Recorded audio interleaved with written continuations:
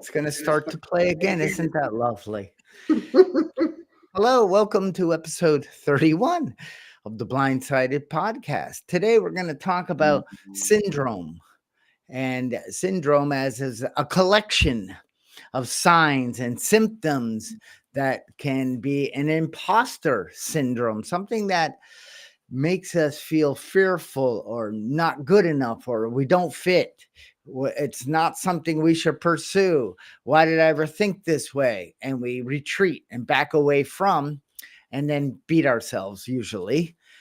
My name is Charlie Collins. I am the co-host here at the Blindsided podcast, and I am the co-founder of the Thriving Blind Academy. And today we will also talk about the last letter in Thriver, the Thriver formula a little bit, but more to come. Yay, can't wait for that. Love the Thriver formula. Hi, everyone. My name is Brenda Hayden.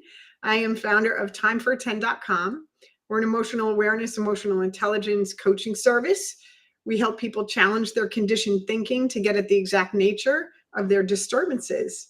And we'd love for you to go watch our free psychology videos at timefor10 on YouTube. And I'm excited to be here to talk about imposter syndrome. Guilty as charged sometimes. So, Brenda, kind of laid a foundation because it's like imposter. I remember hearing that, I don't know, years ago, and it made no sense to me. I'm like, I don't understand imposter. I mean, I know what an imposter is, like somebody that shows up with, I don't know, like somebody that pretends they're Elvis. Yeah, you're an imposter. You're not really Elvis. So give us a good overview of this. Yeah.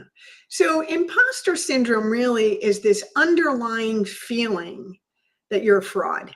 And I know that sounds extreme, but it really isn't. It's almost like you achieve a goal, or you have an accomplishment, or you do something that's really good and you don't take the credit for it. In fact, you resist taking the credit for it. Like when, I'll give you a really good example. And hi, Jenny.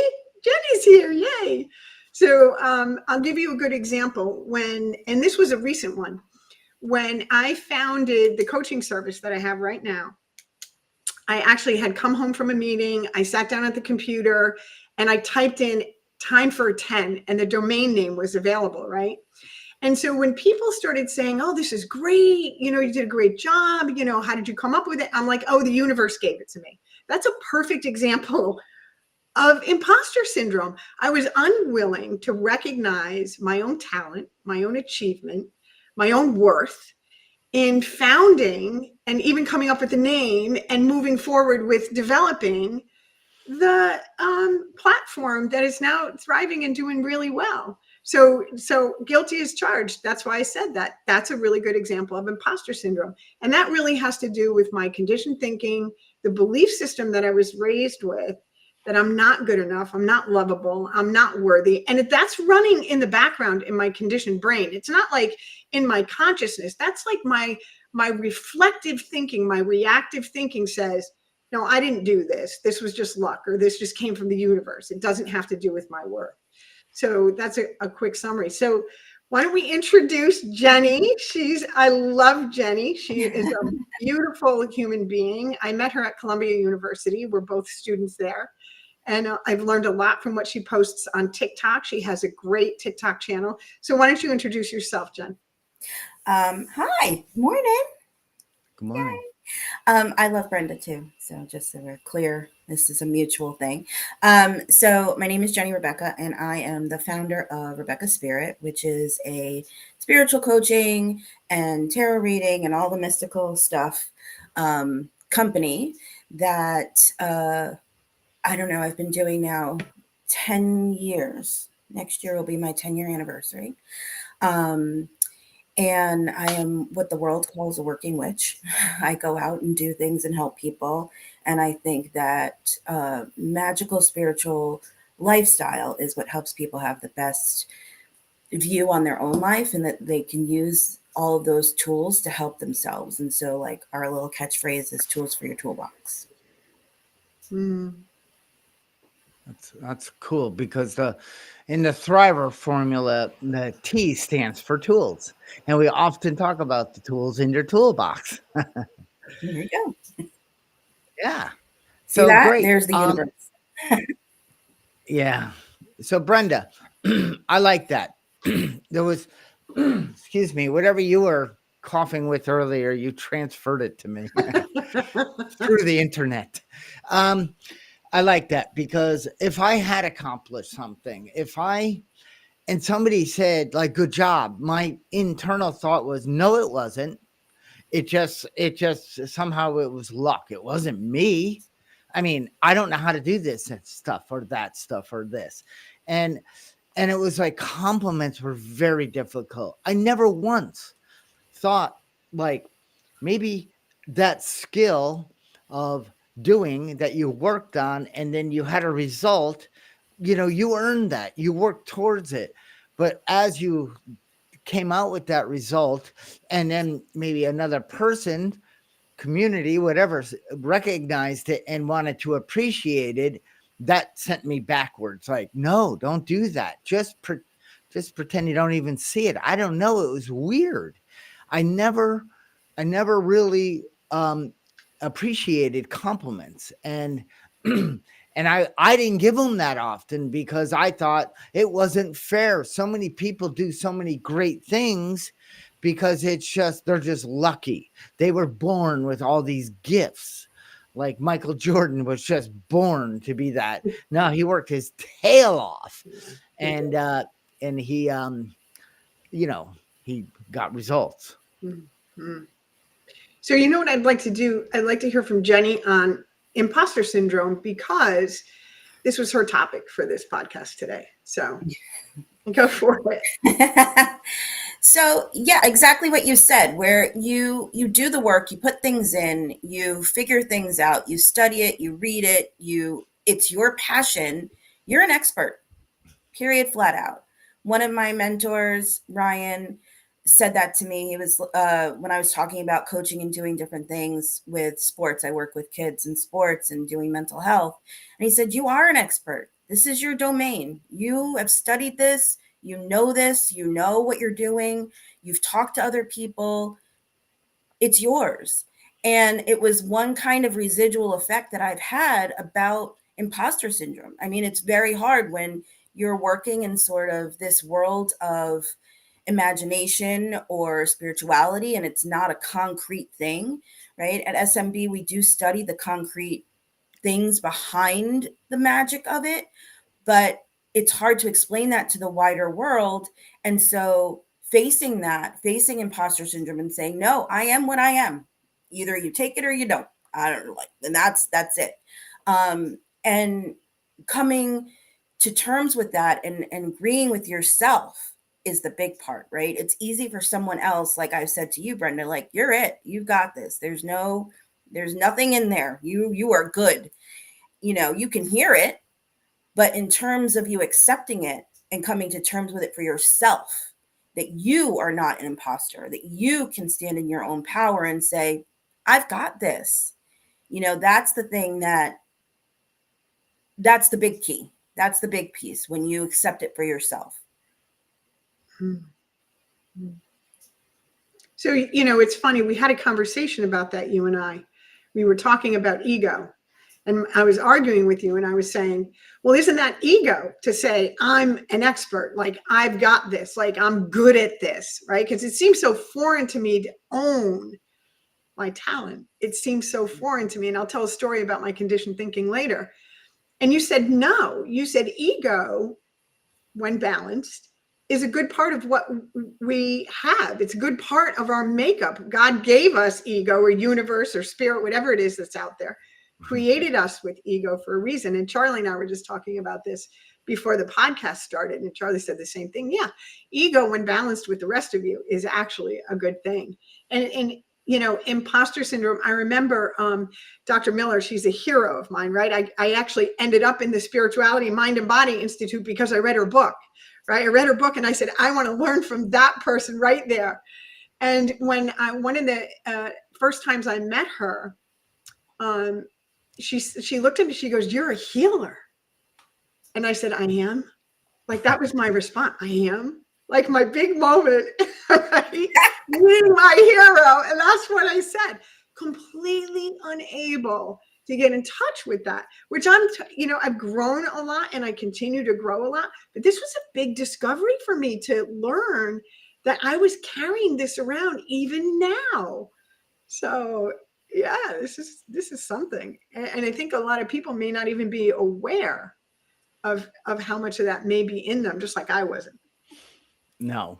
And I this syndrome, this collection of signs, symptoms, and whether it's producing anxiety or fear or constantly comparing, and that's where I sat a lot. Was, gosh, I went to a conference and I finally got the courage and something, an inner prompting, something's telling me there's more.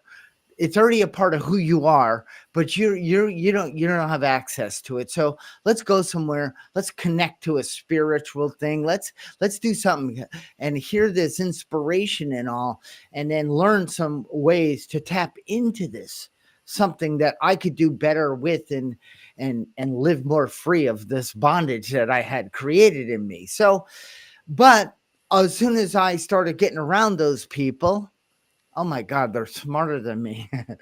They're all successful. They're all best-selling authors and speakers. And oh no, and there's so many of them. Why should I even bother? Because I'm never going to be as good as them. I mean, I play the guitar.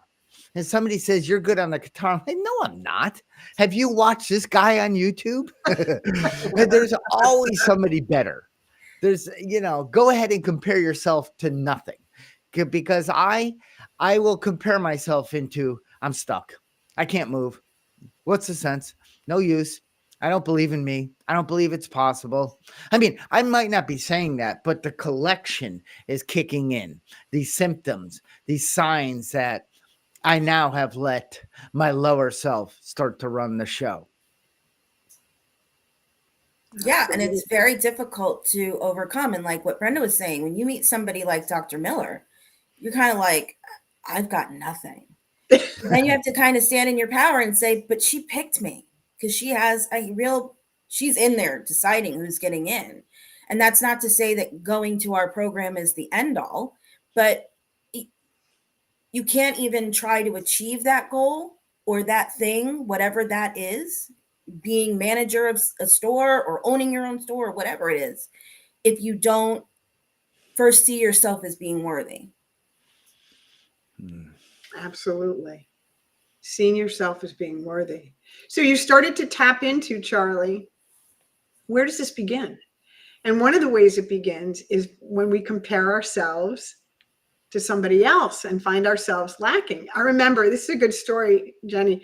I was on a podcast with Charlie and I actually did a video on it, if you remember. I was on a podcast with Charlie and his business partner for Thriving Blind Academy. She has an audio book. She has a regular book. She goes around the world or around the country and she speaks, right? And so when it came, they're talking about, because she has a couple of sons who are blind. Charlie is legally blind. Actually, my son is half blind in each eye from a traumatic brain injury. I never talk about it. I should.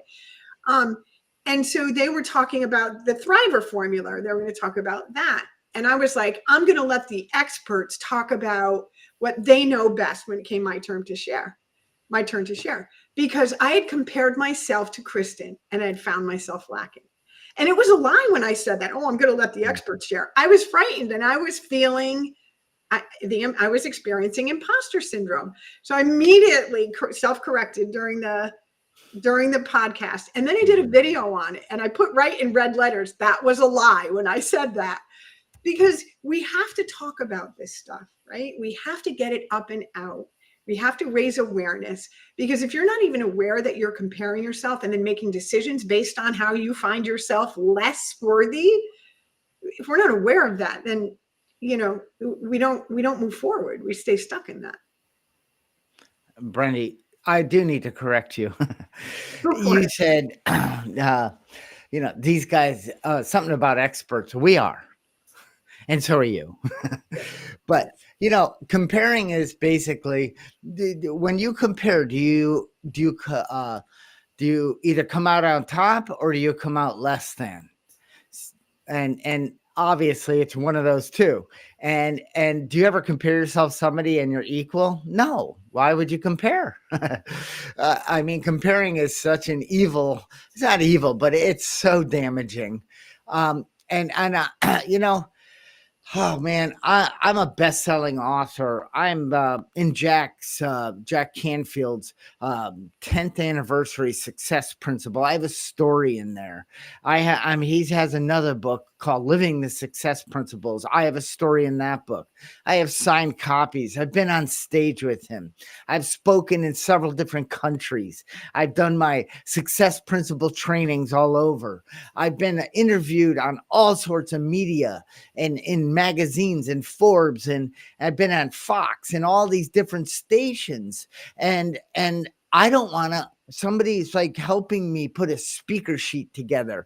I'm like, I don't want to put that out there. That's embarrassing.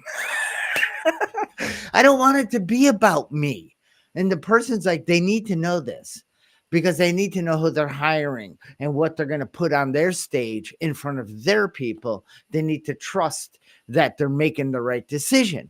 And I'm like, it's very uncomfortable. But I realized I said, I don't always want to talk about me and my experience, but you've had it, you've overcome, what it was like, what happened, what it's like now is what helps people.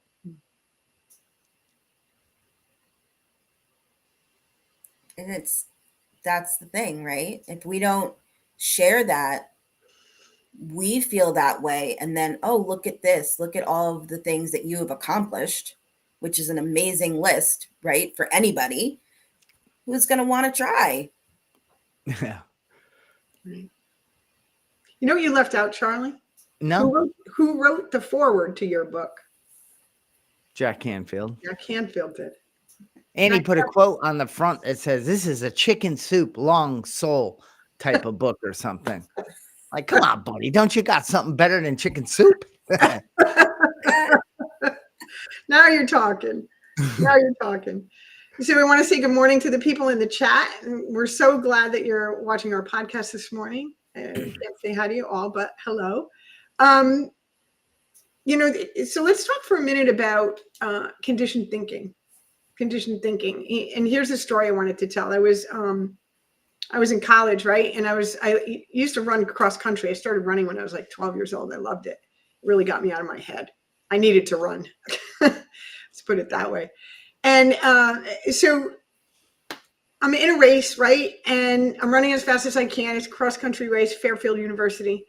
And my coach is at it's in a cross country race. It's like 3.2 miles. So I'm 2 miles in, doing great. My coach says, you only have a mile to go. You're in first place. You're in first place. Keep going. I was running like a 6-minute mile or 5. I don't know. I was running really fast. The last mile I ran, it took 9 minutes to run it because he told me I was going to win. He told me I was going to win, and I had no idea what to do with that. Now I'm in college, right? I'm just a kid. And that's a really good example of my conditioned thinking. I had no idea what to do with, oh my gosh, I'm successful. I'm going to win. And I came in third. So let's dive into a little bit about the belief system that comes from our 0 to 7 programming and after. I know I love doing this because that stuff's running in the background. It's when you're not paying attention. That's what's running the show. And that's the stuff that I believe we need to pay attention to start overcoming imposter syndrome. Yes, I'm sorry. Sometimes when people share on these podcasts, my brain goes into thinking and then it pauses and it's like, oh, I wanted to noodle on that a little longer. So I just want to go back to conditioned thinking when I was sitting next to a gentleman in a conference, it was 400 and something people. I'm like, so I'm Charlie. He's like, Bob. I don't know his name. I don't remember his accent. But anyway, I said, so what do you do? Oh, I'm an author and I'm a coach. And I'm like, oh God. And he's like, what do you do? I said, oh, at the time, I owned a retail store with government contracts, serving several states, helping thousands of people regain their independence and live with low vision and blindness. But that wasn't enough. So I couldn't compete with him because it's a competition to me. Like, well, I own a little retail store in Connecticut. Next, I don't want to talk to you because you're better than me. And I found out a couple years later, and Bob, hey, Bob, I met him at another conference. What's up, man? He's like, oh, man. He goes, I've been working so hard on building that business. And I said, cool. I said, but when I met you, you were successful, all this stuff. He goes, no, I wasn't. I was just getting started. But that's how I wanted to show up, because I wanted to fake it so I could become it. And I followed these principles, and now I am thriving as a speaker and a coach. But when I met you, I didn't have a penny, 2 pennies to rub together. Like, wow, why'd you tell me the real story? Then I wouldn't have compared.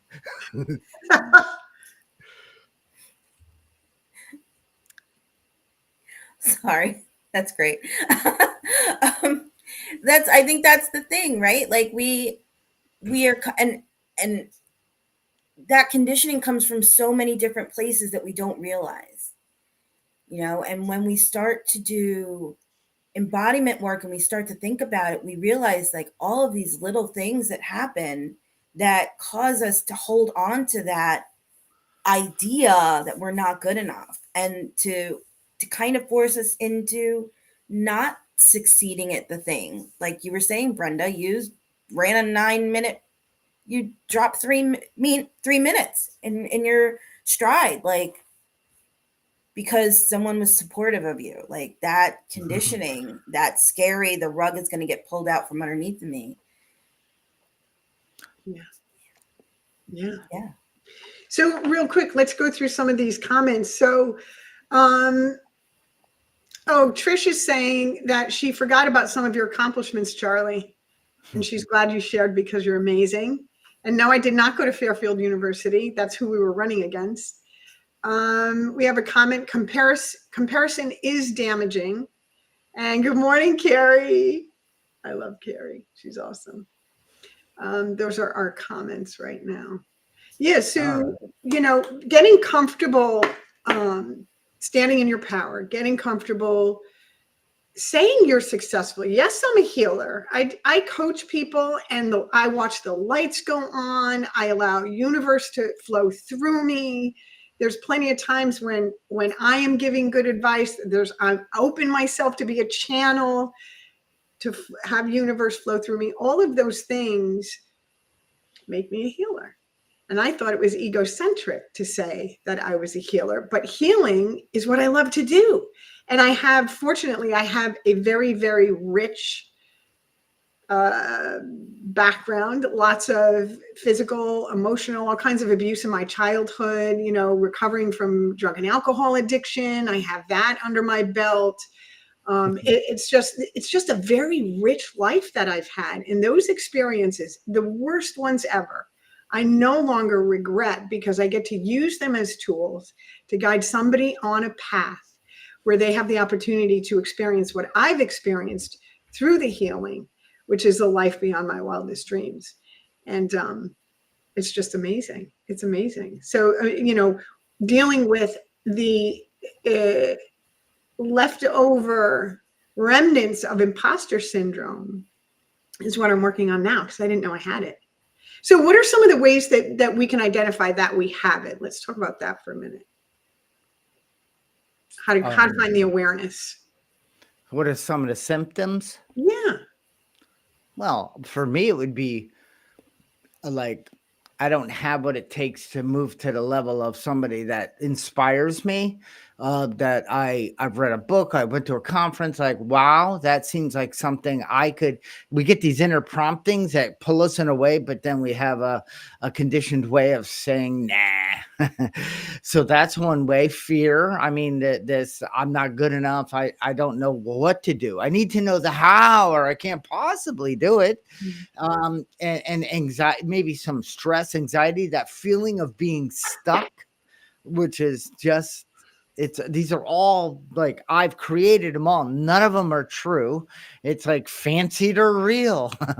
And to me, that's what, and I walk into so picture this, Brenda and Jenny. I picture, I walk into a room. I have limited eyesight, legal blind for all my life, almost since age 13. So anyway, I go into a room. I'm going into conferences, business meetings, places where there's well-dressed, smart, lots of chatter, people moving, shaking, making agreements, handshakes, supporting each other, complimenting, helping. And I'm like, I hear buzzing, but I don't see well. So what's wrong with me? I'm an imposter. I don't belong in here. These people have eyesight and they are lucky and they can easily navigate and move through the crowds and move their life forward. But because I have a physical handicap, I really stepped into something I have no business being a part of. And that's a big symptom when that lie comes to me. And it's like, you said it. No, I have I have a track record of how not to live life. And then I did a lot of work. I surrendered. I raised my hand. I admitted complete defeat. I said, I don't get this game of life. Somebody please guide me, help me, and built me back up. And then I started expanding that knowledge and serving at a higher level. And there's no way anyone's going to stop me from doing that. But the only one who would be me. Mm-hmm. Mm-hmm. Mm. I think one of the best ways of tracking if it's real for you or not is seeing if you are afraid of success. Because that's a big thing of saying to yourself, I'm not worth it. Because why would I succeed? Why should I win? Why should I have the thing? So that fear of success and self-sabotage, then yeah, you know, if you're waiting till 3 o'clock in the morning to write that legal brief because you don't feel like you're worthy to do that, to stand up and defend this person or prosecute this person, that's a big thing, you know. And to both of you, I think as a person who can stand on the outside and see you, you have overcome the thing that most people don't even know that could happen to them, right? We are all one accident, one illness, one something away from not having a full able body experience a um or an experience of life without addiction, depression. We're all just one step away. And so many people don't recognize that. And that's not to live in fear, but it's to say there the accomplishments of people should just be seen as the accomplishments of people. And that it is a beautiful thing to see people work with what they got and succeed and be a blessing to other people who then can achieve because they say, oh, that person's living my story. I can do this too. Mm. Mm. One of the big symptoms for me that I noticed was saying to myself, Charlie, we've done podcasts on this, I'll be happy when, right? Is when I look at somebody else and I say, if I, and it's not if I like was like this person, because that's not where it's coming from. If I was loved like this person is, right? If I was validated, if I was looked up to, right? It's not even about what they've done to get there. It's what they're getting from being there, right? If I had that, I would be on top of the world. And when I look at it, I mean, that's really the trauma kicking in. That's really the looking on the outside to feel okay on the inside. That's a big symptom for me when I'm grasping for something on the outside to feel okay on the inside. And I remember, doing a video and doing some research on, we're all unique. Everybody comes with their own set of special gifts and talents and strengths and weaknesses aren't bad. Weaknesses are exactly what they're supposed to be. They really are. It balances out the strengths. It's all a perfect package created by the universe, right? And so I'm not supposed to be like the next person I'm looking at. I'm supposed to be me. I'm supposed to be me and just let that kind of flow forward instead of like exerting my will to try and be like anybody else or talk like anybody else or present like you know what I mean? It's just whatever kind of flows in the moment I'm learning how to do and just be okay with that, because that's exactly what I'm supposed to be, is what I am, and just let that flow through. I'm hearing a lot of Dr. Seuss. You love Dr. Seuss. The best. And it's when we're trying to be something that we're not, it's when we are the imposter. Yeah, dummy. No, I'm just talking to me. Which I'm getting better at my loving statements. Anyway, I love the 9-minute mile. Wait, I'm gonna win? That means every freaking track meet from this day forward, I gotta win. Forget that. I'm gonna lose, and then they won't put me on a pedestal, and I won't have to perform at that level because my fear of success and failure is gonna kill me. But I'd rather be a failure than high achiever because I'm more comfortable in the oozy. I'm not good enough. I mean, I'm talking about me, but I can relate. I pole vaulted in high school and I did a couple of good ones. And the guy started saying, if you do this, you could become the number one pole vaulter in our school. No, thank you. Because number one in me, first of all, that's a lie. And secondly, that would be too stressful. I couldn't imagine going to another school and somebody being better than me. And then this guy feeling let down, my coach, saying, what happened? You were my guy. You sucked today. I already knew that. So I don't have a fear of success. I have a fear of failure. And Brenda, you said something too. It's like, I'm trying to show up. I want to be like that person.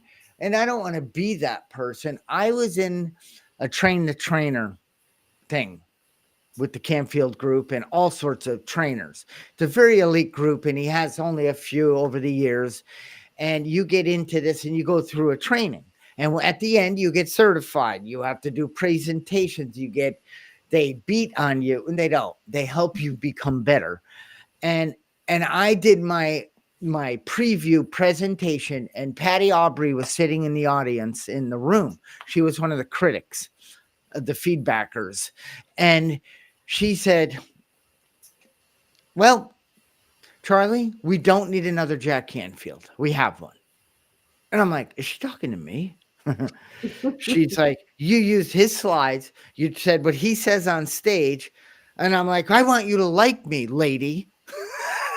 I didn't say that, but I'm like, I'm melting. And she's like, so I know you, and you have what it takes to do this. So why don't you start showing up as your authentic self and stop trying to be Jack Canfield? And walked out of the room. And I wanted to go home.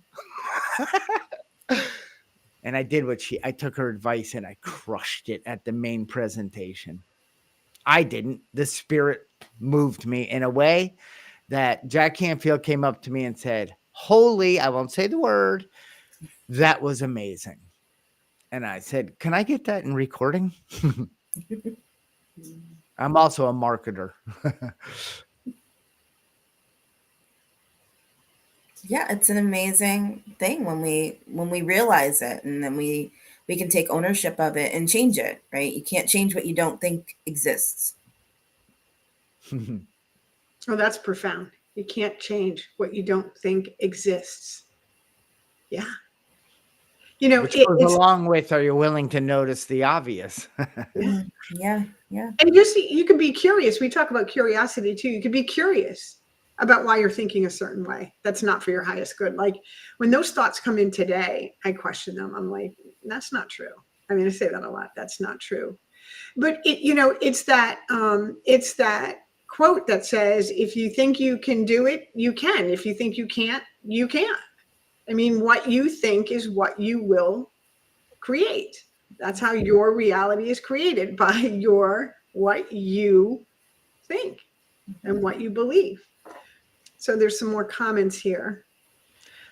Yeah, I really appreciate that quote from Henry Ford too, Brenda. I use that in all my presentations. I got a picture of them. Yeah. I appreciate that, and that Ford Motor Company designed the first V8. That was also made me happy. So, good morning, Carrie. She said, I was taught that we all have gifts from God, and when we discover the gifts within us, we can share them with others. That's beautiful. Trish likes weaknesses are not bad.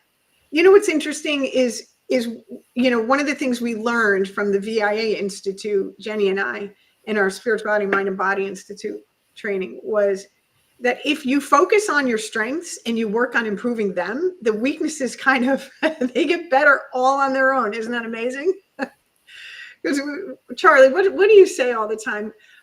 Where our focus goes, energy flows. So if you're focusing on your weaknesses, guess what? You're weak. You're weak. Exactly. It's so simple. It's mind-boggling. I believe that everyone has something to share. We can learn from so much from others. We just need to be open. Oh yeah, that's beautiful. Good morning. Great stuff. Thank you guys for the comments. So amazing, amazing, amazing. And I think that, well, you're right too, Brenda, right? Abracadabra.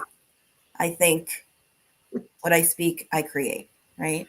Yeah. And that's the big part of it, and when you think about really well-trained athletes, elite athletes, if you watch them, that first second in their mind, you can sort of see that and feel that split second where they see themselves winning. Yeah. Yeah. When divers stand there for a second and just breathe, because they see themselves making that splashless dive. Yeah. Right. So that's the whole fake it till I make it kind of mindset. So, I tell clients a lot of times to ground themselves, and we do a little grounding exercise, and imagine what it is that you want. That's how manifestation works. I mean, Albert Einstein, one of the things he said was, if you want your kids to be successful, read them children's books. If you want your kids to be more successful, read them more children's books. He said, because imagination is way more powerful than knowledge. Albert Einstein said that. Yeah. Dead on, Jenny. Dead on. I'm more about vision it till you become it. See yourself as success as you work towards that. I mean, I don't see myself as a good driveway asphalter. I never go into that space. There are people that I watch do that, dig out driveways, and then they bring in the gravel and they level everything, and then they bring in the paving box, and then they make a driveway in like 2 hours. And I'm like, that's beyond my comprehension. But that's their expertise. I don't vision it until I become it, because I don't want to be that person. I think the being I was born with. And I think this whole journey I'm on is discovering and then activating and living from and, being in that, because then life just gets so much better. Well, I was living against the grain, trying to become something, maybe more so people said, wow, he's doing well. Because in my mind, I used to think I need to overperform. I need to be this so you don't think what I think you're thinking. But you weren't thinking it all along. You were there to support me. And I'm done with that. Like, oh, I don't belong here. I'm not good enough. This doesn't work. I just don't walk into a, I don't know, whatever type of work.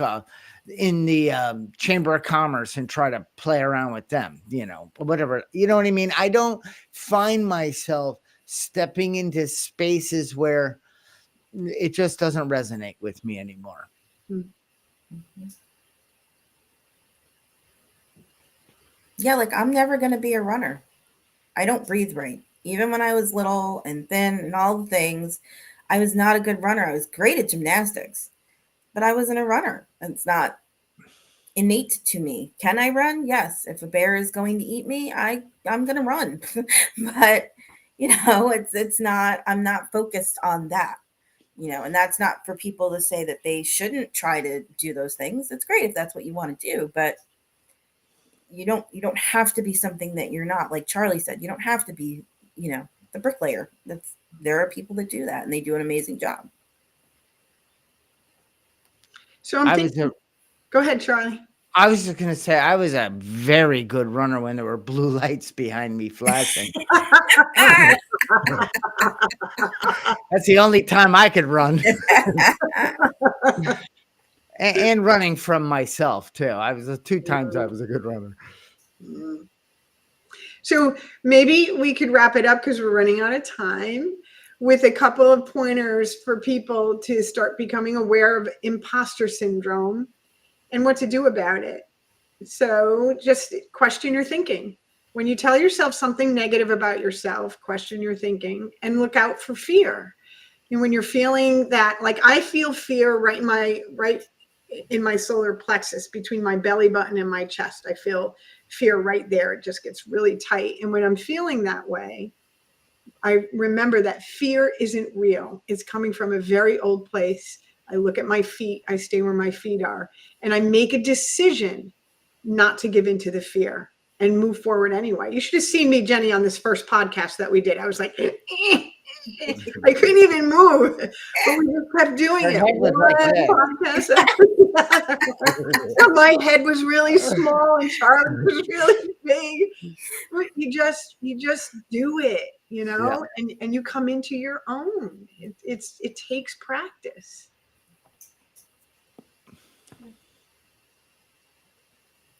I would say I do this a lot with clients. As a behaviorist, I am a behaviorist. And so I tell my clients to give themselves stars or something to track their successes so they can physically see how well they're doing and accept that they are doing the thing.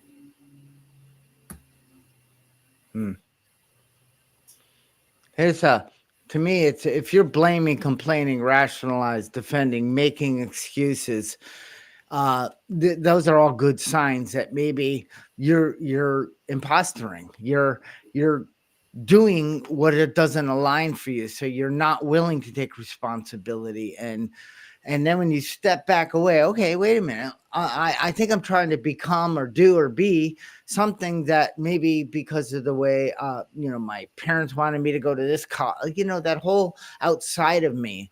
And I just take a look within. What energizes me? What guides me? And Brenda, you say, like I like to say, where our attention goes, energy will flow. So if we feel, and I love this because where did that fear come from, Brenda? It came from here. You thought it, and which generated a feeling, which could have activated some past, all the good stuff. But it's like, and then I say, wait, I'm experiencing fear. I kind of want to go down this path of this isn't for me, I'm not good enough and all that, but I'm going to stop that in this moment because I believe in myself and I believe this is possible. Do I know how to do it all perfectly? No, but am I willing to step into it? Maybe make a little mistake or maybe make a little progress. Yes. Let's see how that goes. And then I say, my way of getting through it is I didn't die. Because everything was so big. It's like, I'll die if it's like, I didn't die. Let me try again. And then each little bit of success, and even if we go off course, we come back on. But each little bit of that builds just a little more confident and I get a little more courage to take the next step. And then I look back a year later, it's like, I can't believe I was afraid of that. This is a piece of cake. Right? Right? So not to focus on the outcome, right? Right. Just keep moving forward. That's great. This has been really fun. It was so good to have you on, Jenny. Thank Yes, you guys thank for you. having me. Come back anytime. Yeah, for sure.